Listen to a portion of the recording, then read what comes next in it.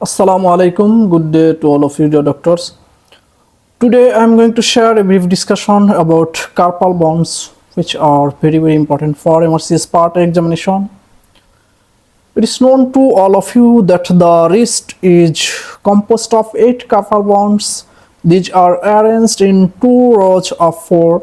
It is convex from side to side posteriorly and concave anteriorly. Here's the diagrammatic image of carpal bones, such as this one is scaphoid, this one is lunate, this one is triquetrum,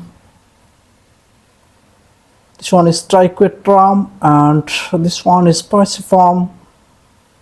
And in another row, this one is trapezium, this one is trapezoid, and this one is capitate, and the last one is hamate, and this is the hook of hamate. Okay, here the largest bone is capitate. This one is the largest bone, and uh, uh, no tendons attached to the scaphoid, lunate and triquetrum.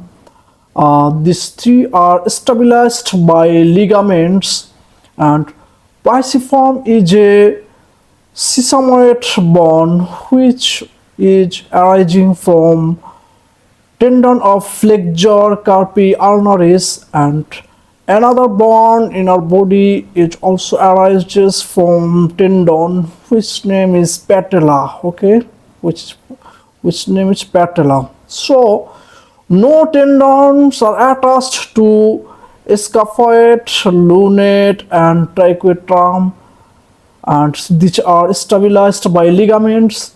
And pisiform is a sesamoid bone which arises from tendon of flexor carpi ulnaris, and another bone in our body also arises from tendon which name is patella. Then I'm going to share a brief discussion about scaphoid bone, which is very important. This one is scaphoid. Here's the scaphoid has a concave articular surface for the head of the capitate, and at the edge of this is a crescentic surface for the corresponding area on the lunate, and proximally it has a wide convex articular surface with the radius, and it has a distally sited tubercle that can be palpated. This one is distally sited tubercle, and the remaining articular surface is to the lateral side of the tubercle. Here's lateral side of the tubercle. It faces laterally and is associated with the trapezium and trapezoid bones.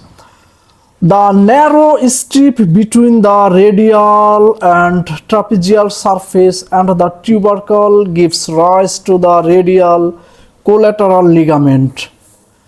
And blood supply of scaphoid, which is very important, and this is from the scaphoid tubercle vessels that comprise 20%, and the dorsal ridge vessels that supply 80%.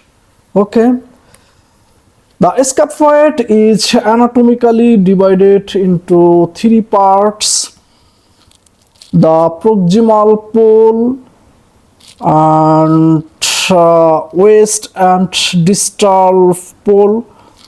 It is important to appreciate the blood supply to the scaphoid. Okay, I'm going to show you the blood supply of scaphoid.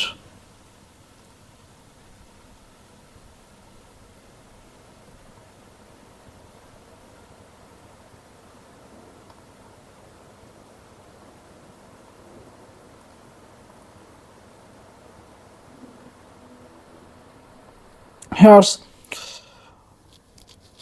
the blood supply of scaphoid, which is branch of the radial artery, the dorsal branch of the radial artery, which supplies 80% of the blood and enters into the distal pole enters into the distal pole and travels in retrograde fashion towards the proximal pole.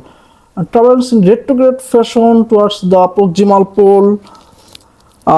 As a result, fracture can compromise the blood supply, leading to avascular necrosis and subsequent degenerative wrist disease. And the more proximal the scaphoid fracture, the higher risk of avascular necrosis. The more proximal the scaphoid fracture, the higher risk of avascular necrosis. Then another one is capitate bone. This one is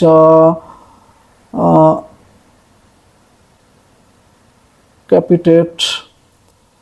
This is the largest carpal bones and it is centrally placed with a rounded head set into the cavities of the lunate and scaphoid bones.